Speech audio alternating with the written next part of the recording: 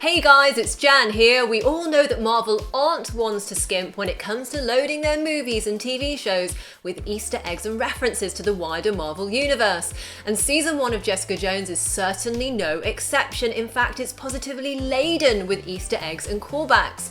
Now that all 13 episodes of Jessica Jones are out on Netflix, I've put together as many of those eggs and references as I could find in this video.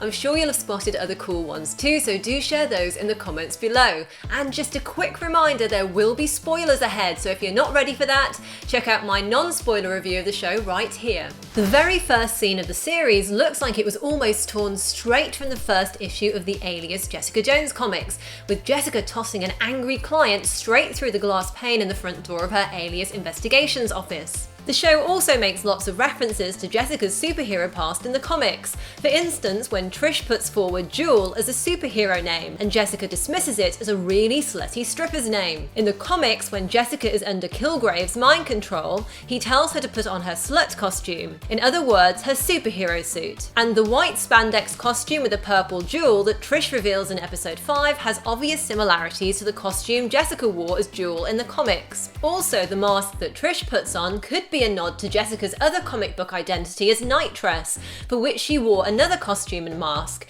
though that mask was a different colour to the one Trish wears. And I'll come back to Trish's desire to be a superhero a bit later. Oh, and when Jessica turned the mask around so it was back to front on Trish and teased her about how she'd fight like that, it felt like the show was poking a little fun at Daredevil. There's also a subtle nod to the white and blue colours of Jewel's costume in the light shades in Jessica's apartment block, which are white with a thin blue line around them. During conversations Jessica has with Luke Cage and young Trish, there's mention of Jessica getting her powers from the car accident which killed her biological family. And the flashback scenes of the car accident where Jessica fights with her brother Philip, which leads to a family argument and a collision with a truck, are very reminiscent of the same scenes in Alias issue 22. In the accident which happens in the comic, Jessica is exposed to radioactive chemicals, so it's interesting that one of the streets Jessica recites is called Cobalt Lane, perhaps a nod to Cobalt Chemical, a New York chemical corporation in Marvel Comics. By the way, Higgins Drive, which is another of the streets Jessica recites,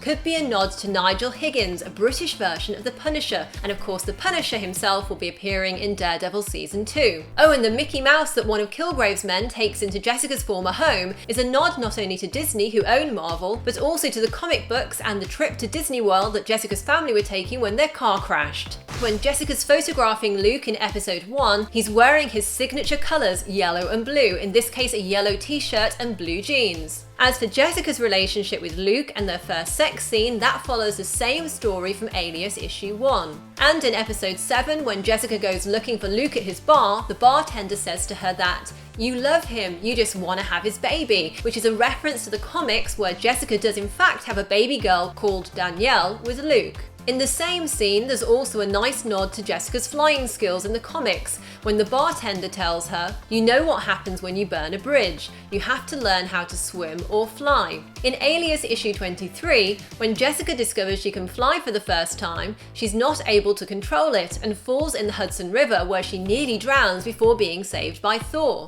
By the way, Luke Cage gets to say his comic book catchphrase, "Sweet Christmas," for the first time in episode 3 while he's in bed with Jessica, and later again in episode 6 when they're both searching for Antoine. In that same scene, when the guard dogs arrive, Luke says he'll handle the dogs as sharp teeth are his speciality. This is a nice nod to Cottonmouth, who has sharpened teeth and is one of Luke Cage's antagonists in the comics. In terms of Luke's powers, the show alludes to the origin of these in the comics when he says to Jessica that he received his powers as a result of an experiment. There seem to be more hints about that experiment when Jessica hands Luke the flash drive which Reaver buried and Kilgrave made Jessica dig up. After all, we already know that that drive contains videos of experiments on children. Jessica also mentions there are other files on there that she didn't look at. Also notice that the flash drive is yellow, Luke's signature colour. I'm guessing we get to see what's on that drive in the upcoming Luke Cage series. The fan who approaches Trish and says "I liked you with your red hair" is a reference back to her character Patsy Walker in the comics, who had red hair. In fact, in episode 11 we get to see the young Trish wearing a red wig during a flashback scene, which also features the intro from her TV show as a child star, It's Patsy. And that fan who liked Trish's red hair is carrying what looks like a modernised version of Patsy Walker Volume 1, Issue 26, which was published in 1950. In the show, Trish wants to don a cape and save the world, and in the episode 11 flashback scene I just mentioned, the young Trish's mother tells a hospitalised Jessica Jones that, "I know you must be confused right now, but everything's going to be okay. Patsy's going to save you." All of which could be a hint that maybe in the future we'll get to see Trish as Hellcat, Patsy Walker's comic book alter ego. In the comics, however, Patsy Walker only has a bit of interaction with Jessica Jones when she applies for the job of nanny to Jessica's daughter Danielle. Actually, it feels like Trish in the show has taken on the role of Carol Danvers, aka Captain Marvel, who is Jessica's best friend in the comics. Of course, Captain Marvel is getting her own film in the MCU, which is why they didn't want her character in the TV series. By the way, although the Baxter hemodialysis machine does exist in the real world, its inclusion in Jessica Jones feels like it has a little added significance, as Robert Baxter, aka Mad Dog, is Patsy's former husband in the comics. Kilgrave's alter ego as a purple man in the comics is constantly referenced throughout the TV show, for example in the use of purple in the opening credits, with purple lighting scattered throughout numerous scenes, Kilgrave wearing a purple shirt in the final 2 episodes, and his face popping with purple veins when he yells "stop" in the finale. There's also a verbal mention of the colour purple when Kilgrave's victims are first interviewed. One of them says Kilgrave gave him a purple staff and told him to stick it, which seems like a play on the moment in the comics when the purple man goes into a rage and orders Jessica to kill Daredevil with some choice words about a rusty pipe and Daredevil's ass. As for Kilgrave's name, there's lots of lovely jokes about that throughout the series. In episode 3, when Jessica goes into a grocery store, you can hear a guy on the radio say, "Have you ever heard of a more made-up name than Kilgrave?" This is a little inside joke, as although in the TV show Kilgrave is an alias or made-up name for Kevin Thompson, in the comics Zebediah Kilgrave is the character's real name and his alias is the Purple Man. The joke continues in episode 9, when Jessica taunts Kilgrave about why he picked that name, asking if Murder Corpse was already taken. And again in episode 13, Claire Temple jokes he should be called Snuff Carcass. By the way, I liked the "what doesn't kill us makes us stranger" quip that Jessica makes to Simpson, which is actually a line the Joker says in The Dark Knight, which feels appropriate given the psychotic Joker vibe that David Tennant's Kilgrave gives off. And there's even a clever Doctor Who Easter egg referencing David Tennant's time as a 10th Doctor, when Jessica says to Kilgrave in episode 8, "You're not 10 anymore." And Kilgrave's words, "send the picture, save the junkie," are an echo of the often repeated phrase, "save the cheerleader, save the world," from the TV series Heroes. And there's a funny Star Wars joke about Obi-Wan Kenobi and Kilgrave's powers when he and Jessica enter the hostage house. NYPD cop and former Special Ops agent Will Simpson is the MCU's version of the comics Frank Simpson, aka Nuke, who underwent a super soldier program similar to the one which created Captain America. And there's a strong similarity between the look of actor Will Traval, who plays Will Simpson in Jessica Jones, and Chris Evans, who plays Steve Rogers, aka Captain America in the MCU. In the comics, one of Nuke's distinguishing features is the American flag he has tattooed on his face, and there's a cool nod to this in the show with the American flag on Simpson's lighter. Like in the show, in the comics, Nuke is given red, white and blue pills, and he experiences the same cravings for the red pills, which have similar effects. Kozlov, who gave him the pills in the TV series, is a bit of a mystery, as there isn't a direct comic book counterpart for him. However, there is a scientist called Michael Kozlov, who appeared in the Strange Tales and Where Monsters Dwell series. Later, Trish discovers that Kozlov works for IGH, which she says is a mysterious private research corporation, and she's seen investigating it at the end of the series. And there are hints that the origins of Jessica's superpowers may have something to do with IGH too, as Trish's mother Dorothy reveals they paid for Jessica's medical bills after the car accident. Maybe IGH, which Trish says is an acronym for nothing in the show, is actually an allusion to the comic book's MGH, aka mutant growth hormone. The MCU can't reference MGH itself, as Fox have the film rights to mutant-related stuff, But perhaps IGH could stand for Inhuman Growth Hormone, as the Inhumans are already part of the MCU in both Agents of S.H.I.E.L.D. and are set to have their own movie too. I'd love to know any theories you've got about what the mysterious IGH is. By the way, it's interesting that when Jessica is fighting Simpson in her apartment, she slams him repeatedly into her refrigerator, which he then pulls on top of him. This feels like a deliberate swipe at and reversal with a twist of the trope that comic book writer Gail Simone called women in refrigerators. Simone drew up a list of female comic book characters who've been, as she put it, depowered, raped or cut up and stuck in the refrigerator. The idea originates from a Green Lantern comic where Kyle Rayner's girlfriend is murdered and stuffed into a refrigerator. By alluding to this trope, the show seems to be making a point about its treatment of female characters and saying that nobody puts Jessica Jones in a refrigerator. And it's interesting that Claire Temple, who we've already seen in season 1 of Daredevil, plays a big part in the final episode of Jessica Jones. And it's curious that Claire made a point of saying that she's no one's sidekick while talking to Malcolm. Marvel didn't allow the Daredevil series to use the name Night Nurse for Rosario Dawson's character Claire, as there were potential plans to use Night Nurse in the movies. Maybe Claire's words could therefore hint at bigger plans ahead for Night Nurse in the MCU,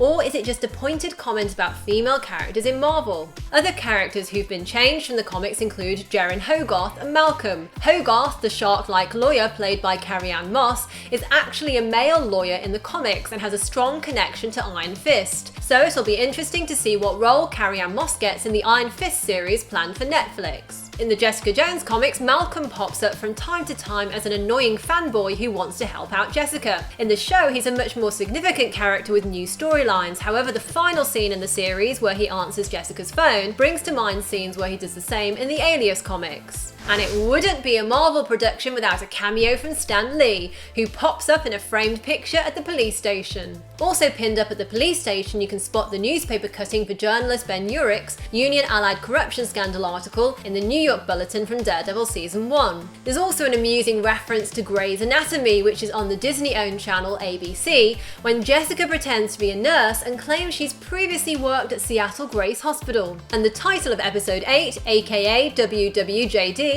is likely short for What Would Jessica Do, which is a nice play on the usual meaning of the acronym What Would Jesus Do? And the yacht named Goldfish that Kilgrave plans to leave town on is a nice nod to the comic book series aka Goldfish, written and drawn by Brian Michael Bendis, who of course created the character of Jessica Jones with artist Michael Gaydos. Speaking of Bendis and Gaydos, there are more allusions in the show to their Alias comics. For example, Ruben's death in Jessica's bed has a similar feel to the vision of Scott Lang dead in her bed that Kilgrave makes her see in Alias issue 27. And the Supermax prison Jessica wants to get herself locked up in is likely the equivalent to the comic book's Raft prison, which is housed on Rikers Island. And when Hogarth says to Jessica that Supermax is full of top-shelf perverts, cannibals, and serial killers who make mosaics with their victims' fingernails, these kind of feel like allusions to high-powered criminals like Kilgrave himself, Baron Blood, and Jigsaw, who are all in jail in the Raft in the Alias comics. And Kilgrave's use of mind control to win a card game in episode 6 reminds me of when he took over a casino in the comic series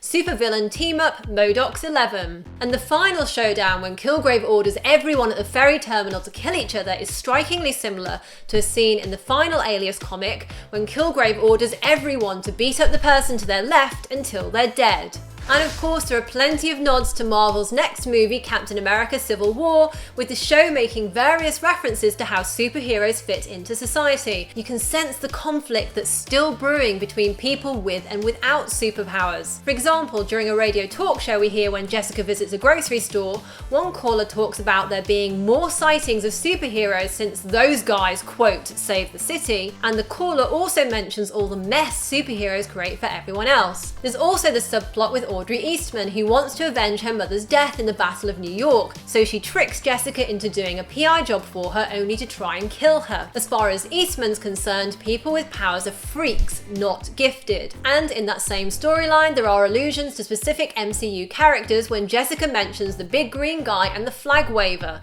In other words, the Hulk and Captain America. Oh, and when Jessica first tries to abduct Kilgrave, a kid runs by in the park wearing a Captain America costume. Again, the show's references to revealing superhero identities fits in with the Civil War setup. For example, in the first episode, when Jessica lifts up a car, the driver threatens to out her. She replies that she's not hiding and nobody cares anyway, as they just want to feel safe, so she also adds, "I'd rather call you crazy than admit that I can lift this car or melt your insides with my laser eyes." Later, during a conversation with Luke, Jessica again says she's not hiding, but adds she's not advertising either, and Luke points out that being a hero just puts a target on your back. In other Marvel references, when Jessica recommends another private investigator to Luke Cage, she name drops Angela Del Toro, aka White Tiger, who appears in the Daredevil comics. In episode 8, WHIH World News appears on TV to report on the hostage standoff. WHIH is a Marvel regular, and its TV news stories have appeared in Daredevil, Agents of S.H.I.E.L.D.,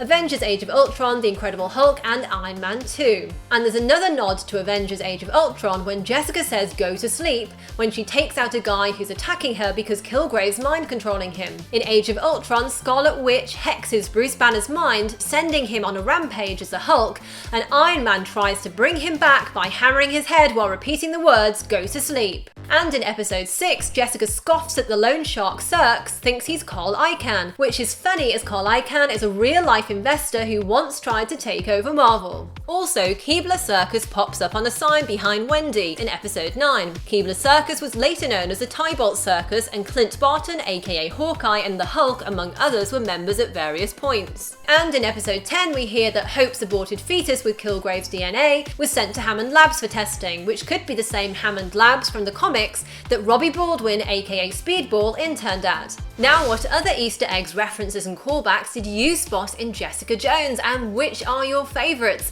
And I'd also love to know what you thought of the series as a whole.